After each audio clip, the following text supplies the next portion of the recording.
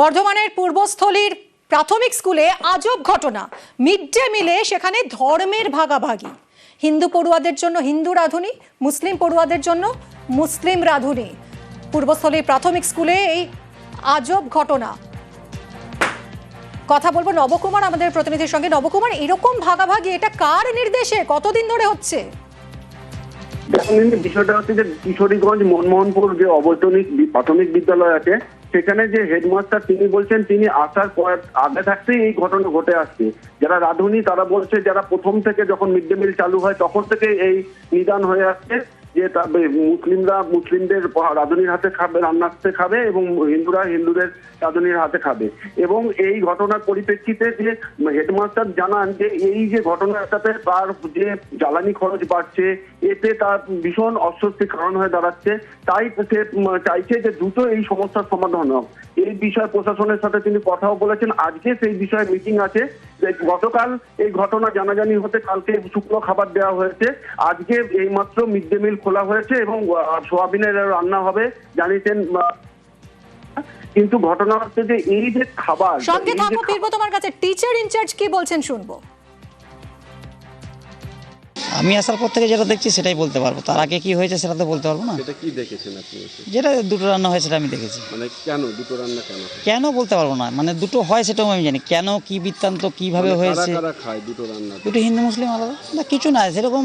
যে এরকম রান্না হচ্ছে চলে আসছে, এভাবেই চলছে। আমার আগে যিনি করতেন তিনিও নাকি এভাবে চালিয়েছেন। ধরুন একটা কস্টলি ব্যাপার, কষ্টের ব্যাপারটা রয়েছে, কারণ আমাদের যে পয়সা দেয় সেখানে যদি আমার ডবল করতে হয় নিশ্চয়ই আমার পক্ষে সেটা অসুবিধার যায়। যেটা ভালো হলে আমি ভালো করে চালাতে পারবো, এটাই আমার উদ্দেশ্য। এবং এটা যাতে সমস্যার সমাধান হয়ে যায় সেটা আমি চেষ্টা করি। আশা করি নিশ্চয়ই আমরা সমাধান সূত্র বের করতে পারবো।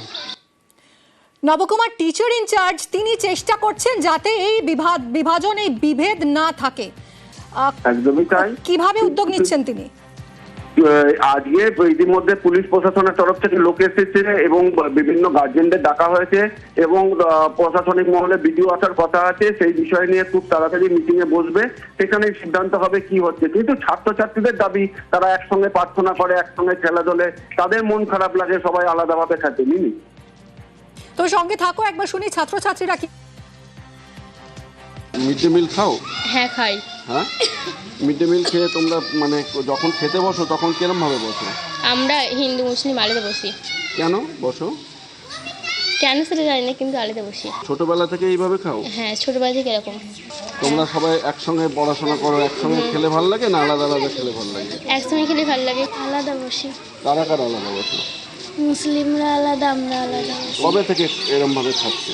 ক্লাস পিপি থেকে। হ্যাঁ, প্রথম থেকে একসঙ্গে খেলাধুলা করো, একসঙ্গে পড়াশোনা করো, খাবার বেলায় আলাদাভাবে বসতে ভালো লাগে? নবকুমার, পড়ুয়ারাও বলছে যে তারা একসঙ্গেই বসতে চায়, একসঙ্গে পড়াশোনা, একসঙ্গে খেলাধুলা, একসঙ্গে খাওয়া দাওয়া, সেটাই তো স্বাভাবিক।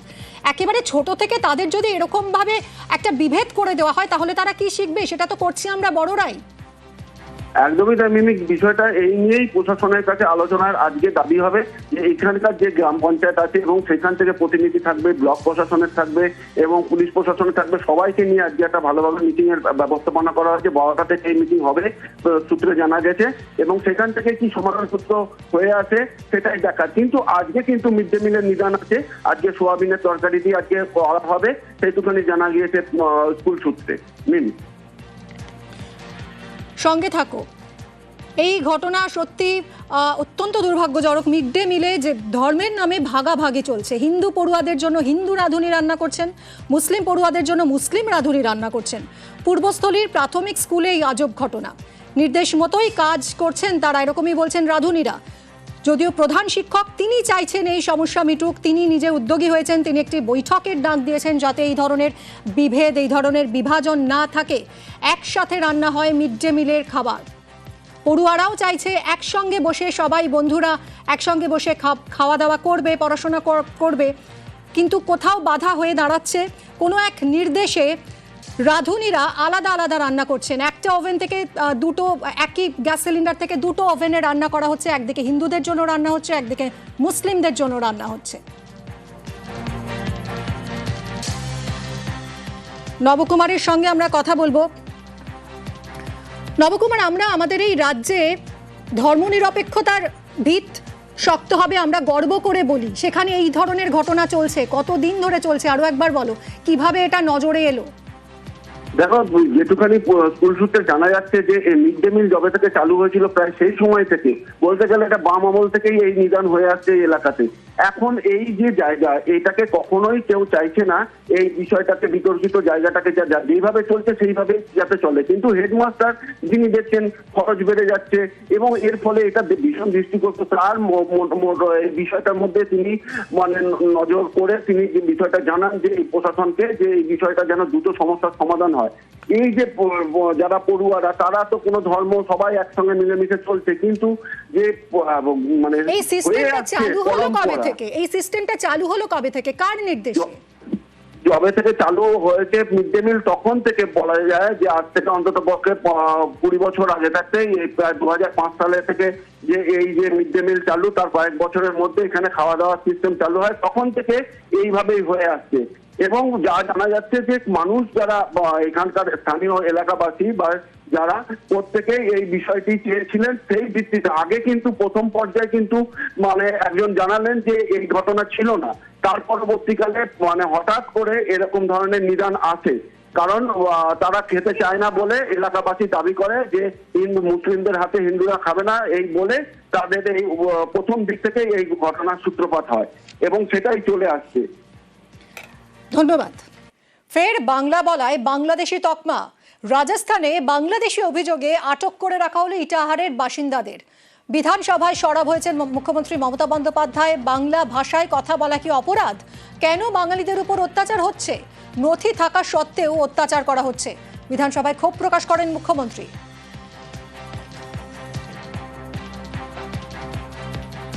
বাংলা ভাষায় কথা বললেই বাংলাদেশি বলে বিভিন্ন রাজ্যে আটকে দেওয়া হচ্ছে বিজেপি স্টেটগুলোতে। বাংলা ভাষায় কথা বলা কি অপরাধ? ইন্ডিয়ানদের সমস্ত আইডেন্টিটি থাকা সত্ত্বেও পরিযায়ী শ্রমিক আমার রাজ্য 1.5 কোটি আছে, সব রাজ্যের লোক আমার রাজ্যে কাজ করে, তাদের তো আমরা কখনো অসম্মান করি না।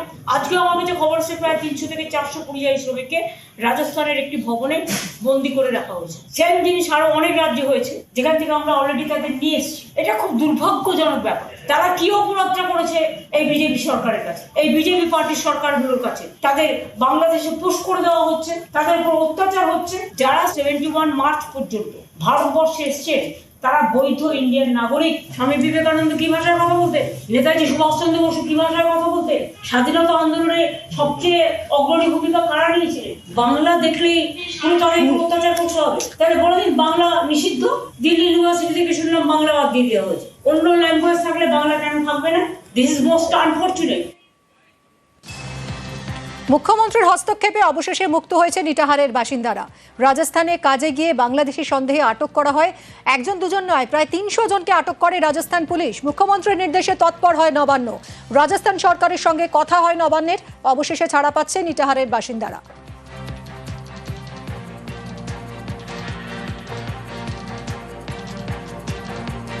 মুখ্যমন্ত্রীর এই উদ্যোগে খুশি এই 300 জনের পরিবার।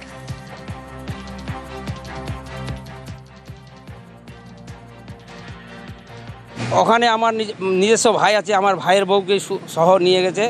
আমার ছোট ভাস্তাটা ছিল, ওকেও নিয়ে গেছে। নিয়ে আর পাড়ার লোক মানে যা আমার পাড়ার লোকেরা ওখানে আরও আছে অনেকেই। আমার ইটাহারেরও বাসী আছে দুর্গাপুর এলাকার, তাদের সবাইকে হঠাৎ করে সকালবেলা তুলে নিয়ে গেল থানায়, ওদেরকে বন্দি করে রেখেছে। হ্যাঁ, এই খবর শুনে আমরা এমএলএকে জানাই। এমএলএ সাহেব তৎপরে মুখ্যমন্ত্রীকে ফোন করেন। মুখ্যমন্ত্রীর তৎপরতায় যে তারা ছাড়া পায়। আমাদের পশ্চিমবাংলা মুখ্যমন্ত্রীকে ধন্যবাদ। কে ছিল আপনার ওখানে? ওখানে আমার ছেলে আছে, আমার ভাগিনা আছে, ভাতিজা আছে, অনেক আছে। সকাল থেকে তো খুব টেনশনে ছিলেন? হ্যাঁ, অনেক টেনশনে ছিলাম। এই যে মুখ্যমন্ত্রী তো কথা বলার পর তো ছাড়লেন, কি বলবেন মুখ্যমন্ত্রী বা এমএলএ কে? কতটা খুশি আপনারা? আমরা অনেক খুশি, মমতার জন্য আমরা অনেক খুশি। ও ভালোর জন্যই করেছে, আমাদের ছেলেপেলের জন্য। হ্যাঁ, মুখ্যমন্ত্রীর জন্য ছাড়া পেল। আমরা খুবই খুশি, আমরা মমতা দিদির কাছে খুবই খুশি। আমরা মমতা দিদিকে চাই। সব চক্রান্ত করেছে এগুলো বিজেপি কারণে, অনেক কিছু বিবেচি ছাড়া কেউ করেনি। অনেক মানে কি অনেকজন আছে বাংলাদেশি আছে, ওদেরকে তো বলছে না। আমরা বাসিন্দা, আমাদেরকে কেন ধরবে? আমরা মমতা দিদির জন্য আমরা উদ্ধার হলাম। পুকুর ভরাট রুখতে কড়া মুখ্যমন্ত্রী। বিধানসভা থেকে মমতা বন্দ্যোপাধ্যায়ের হুঁশিয়ারি, কোথাও পুকুর ভরাট হলে কড়া ব্যবস্থা নেওয়া হবে।